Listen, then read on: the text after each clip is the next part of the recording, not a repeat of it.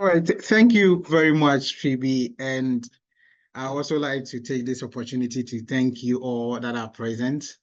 Our distinguished speakers, most of them made time, even today was their schedule. They were with us.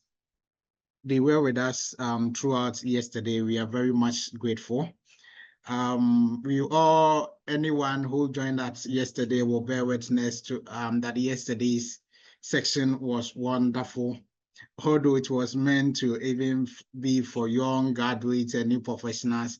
I'm sure our colleagues who have been in the industry for decades will still witness that they learned something new, because we all learn something new. And our industry is such that things are changing every day. This is one advice I will personally give it to the young graduates. To be a real estate professional, you cannot say that I have my degree or I have my certificate, so I'm going to sleep, because it's something that every day new things are happening. I go to site and do valuations, and it looks like every work that you have over so many valuations are there. Each one is a new one, comes with its new challenges, new experiences, dealing with new clients. So it's a field that the man I learned valuation from the late Mr. Benjamin, and I later got to understand, because even at the age of 75, when he's going to bed, you have to put his reading lamp beside him, because he will wake up and read. So it's later that I got to understand that yes, it's a profession that if you choose it for yourself, you ever be a student till the day of your last breath, because you have to keep on learning.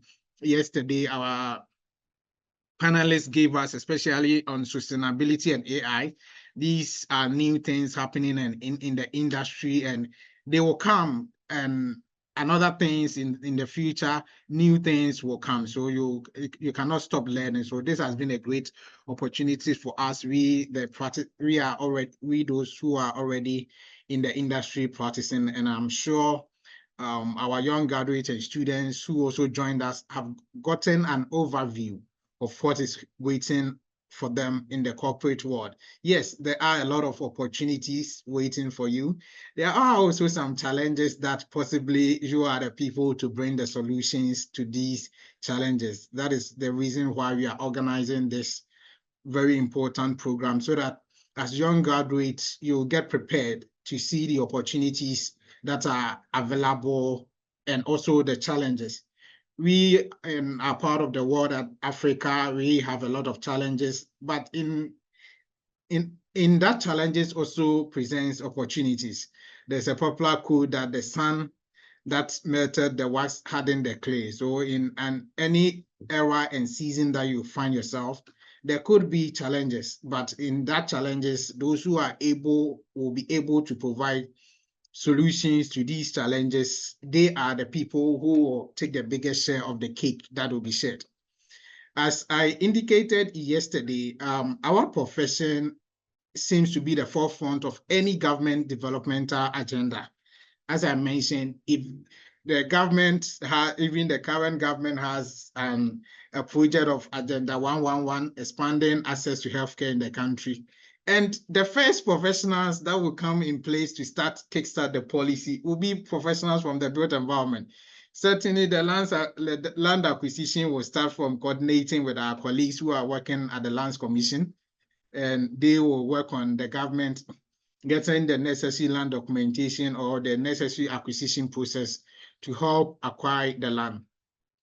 When everything is done, the architects come in, our colleagues, the architects come in, our colleagues from the BT background, the civil engineers come in, with to aid with the structural designs. Our colleagues in quantity surveying comes in with the quantities, Our colleagues in construction management and project management, currently they are on the field ensuring that the project is going according to plan. And before it's handed over, if it's handed over, our colleagues in charge of facility management and estate management comes in. So for the facility to function very well, it lies within the practice of built environment professionals. We currently have an ongoing news in our media, which is very disturbing. Millions of dollars that were spent in putting up stadiums across Ghana in 2008, just less than 20 years. Now Ghana can't even get a place for the Black Stars to play our games. And that is very disheartening. So this calls on us, we the built environment professional, because certainly there has been poor management of these facilities. If they were put into good shape, they will be there. Go to Europe and Britain, facilities have been there for thousands of years. For hundreds of years and more than 1,000 years. And these facilities are still functioning because the right practices have been put in place. So we are calling on you, young professionals and professionals in the industry, that this is not just a section for us to meet and talk, but we are to prepare ourselves as professionals. We are to prepare ourselves to speak to authority, government, get ourselves involved. Discussions go on. Look at what is happening in our environment now, even water to drink. Galamsey is taking over Ghana. And we are the industry leaders. We are the professionals that have been have been trusted to manage these areas.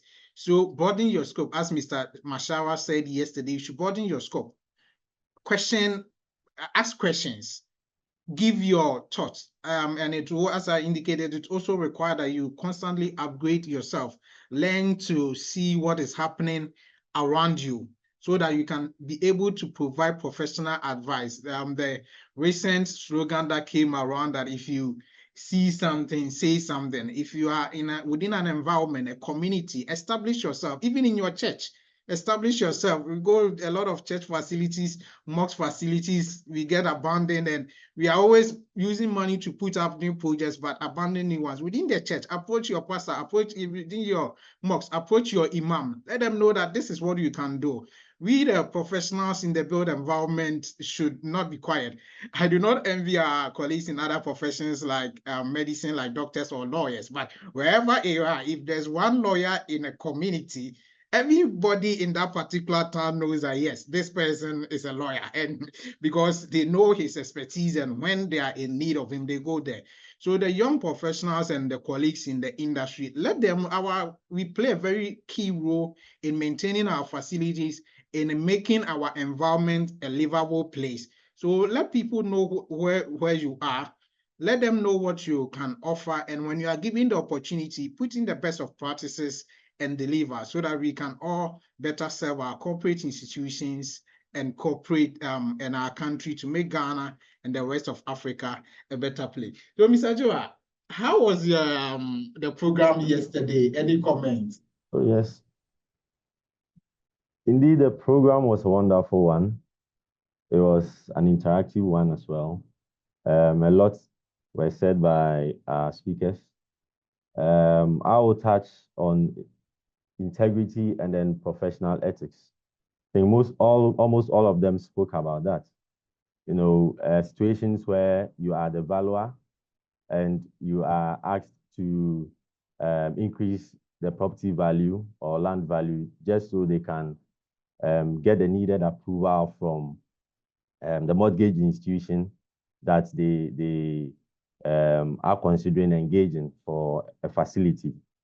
Okay, there are situations where you as the valuer, you happen also to be the agent trying to sell a property, which amounts to conflicts of interest. Okay, so these are some areas that as young professionals or as graduates coming into their profession should look at, because it can really unmake you in the profession. And at a young stage in your professional career, if you should entertain such immoral values in the profession, it will not really help you. You cannot go far. I think others also spoke about some soft skills, like communication skills, enhancing your ability to speak, and not only your ability to speak, but also knowing what your clients want and engaging them to understand why certain things happen, in the field. Some also spoke about time management.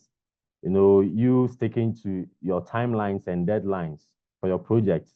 Okay, you don't give unreasonable timelines because you want to please your clients, but at least be very fair to yourself and know when you can deliver.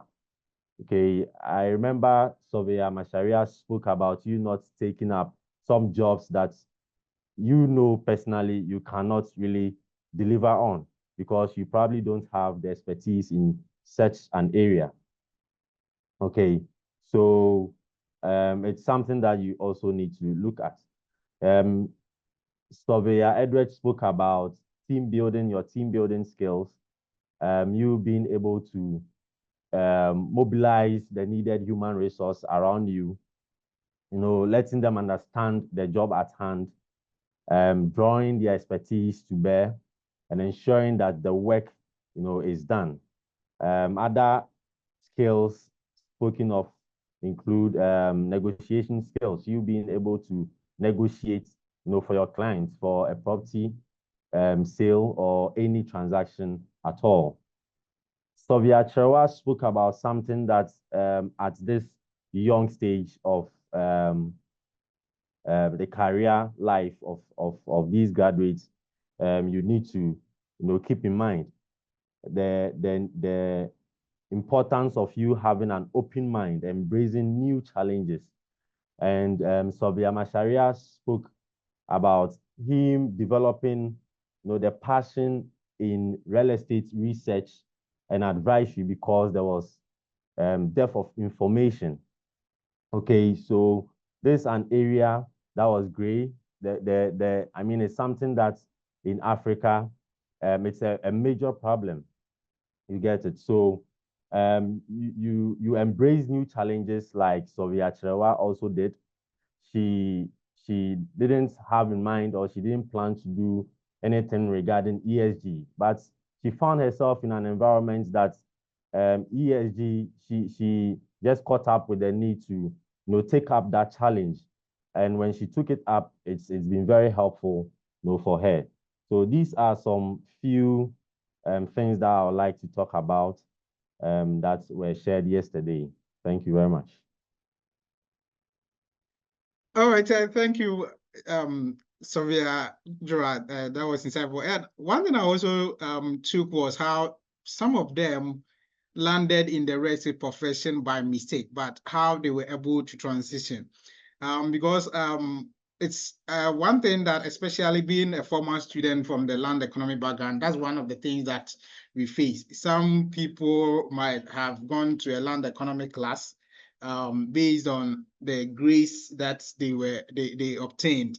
So throughout their course of stay, they were just pleasing their lecturers or even their parents with good grades. So they are still asking themselves, they've gone through the lessons, but they will be asking themselves that from here, where am I going? But as you indicated, our panelists indicated, you open your mind, because one of the things I've been telling people that if you are confused, especially those in Ghana, if you are confused of as a young person, a course to do in the university, if you after the SHS, you are still not yet decided, I would advise you to take a course either in real estate or land economy, because it's a background that if you take, you can fit anywhere.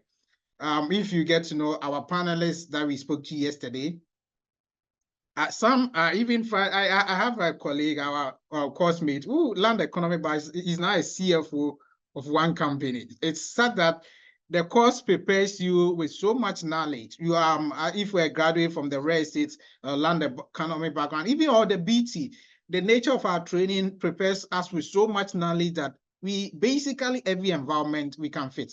We have our colleagues doing marvelously in the banking, in the banking sector, those in the media, and even law. Most of our students are people who aspire to be lawyers, but unfortunately, they find themselves in the land economic class. Today we have a colleague lawyer who was also a former land economy student as part of the panelists who will be taking us through these transitions. A colleague who will be taking us through these transitions, because most of our training, the land economy course, almost every semester you do something in law. So when you transition into law, it becomes one of the easiest to do. And we are very much aware that over 50% of cases at our various courts are land related. So if you have the land economy background and you transition to law, I'm sure you'll be much better in functioning than somebody who just even went through the law or other areas. So it's good that students are here, as our panelists indicated. Open your mind, but the challenge is you should be prepared to learn every day, because new things are happening to make you outstanding in the industry.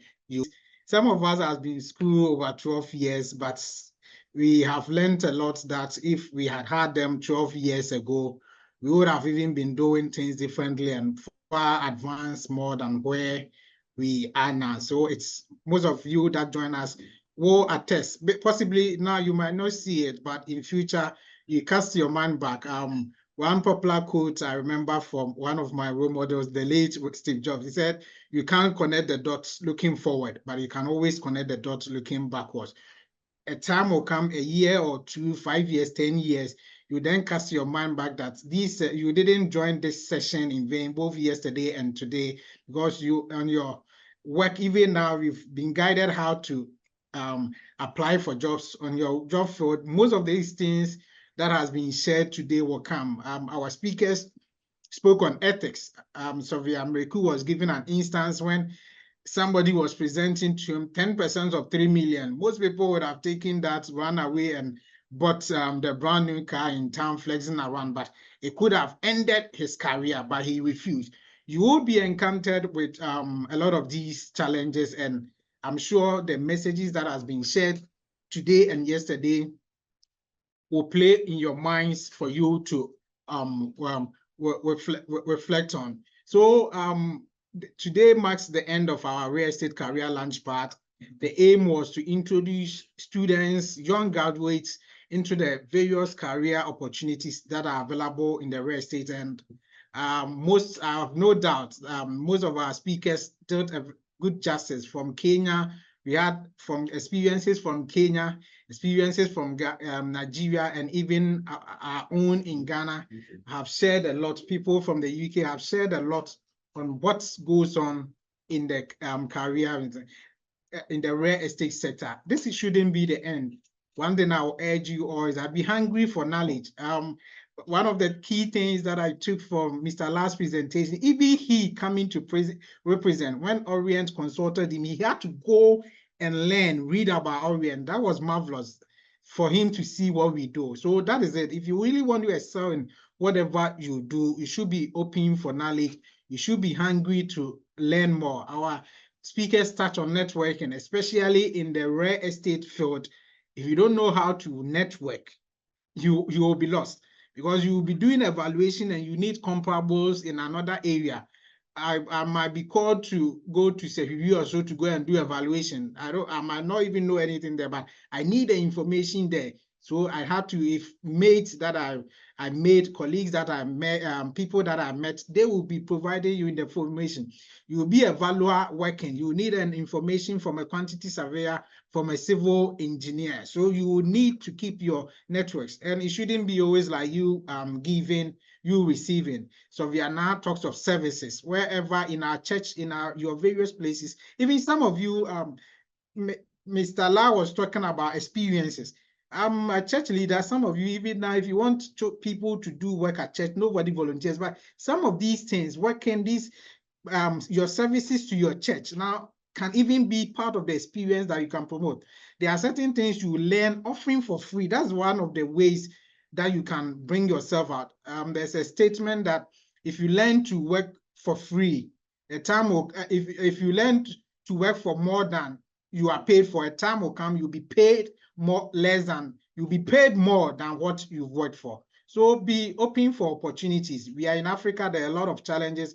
Our colleagues that joined us from Kenya, we just a few months ago, the routes and things are happening. It's the same thing that's happening in all African countries, economic challenges. But as much as the challenges are more, there also lies the opportunities.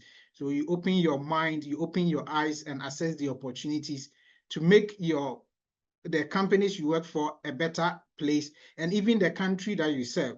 In my introductory speech, I mentioned how our role is very critical to our economies, because almost every sector, almost about more than 40 to 50% of government budgets goes into sectors that we work for. The most expensive projects that government embark on are the things relating to the real estate sector, the road construction, schools, hospitals, affordable housing, and everything. Most of the things that a lot of money of government budgets are spent on issues relating to the real estate sector. So issues of corruption and bribery, even that we cry about in our country, we confront it. People complain that government projects are overpriced. You can bring a difference. You can bring a difference. A minister is on your neck, a politician is your neck. You can let them people stand, let you know your values. And one interesting thing I've discovered as a professional is that when we stand on your values, maybe at that particular moment, you will lose the job, but it will bring you a bigger job. I had an experience. I did a job for someone. I think that was just about 3,000 cedis. They wanted me to do certain things. I refused to do it. So even after the deposit, the remaining, he didn't pay. So I lost over 2,000. But just this year, that same person has brought jobs over 20,000, because that job, he knows that, yes, if he wants something good to be done, I can do it for him. So that's one thing about ethics. At certain instances, you may lose a certain opportunity. But if you stand on your grounds, those that denied you that opportunity, there will be time they will stand at places and say that if you want this to be done, Kojo Menu is the best person you can trust, because there was a time I tried to influence him, he never allowed.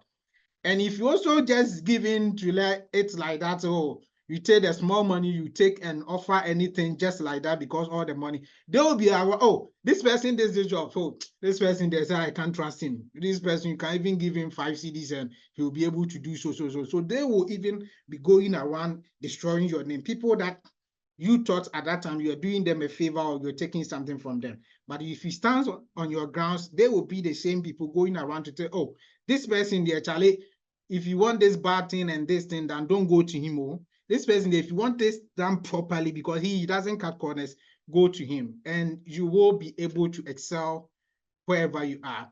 The idea of this program was also to open our minds to opportunities around, not just in Ghana. Prepare yourself as a professional, prepare yourself in a way that if you find yourself working in any place, in Ghana, in Europe, in America, in Asia, you should be able to give an excellent service. And don't go like you are in Ghana, so you can do things anyhow. What you are doing, if you do it well, the light will shine on you and you don't know where your services will be required. So on this note, I would like to thank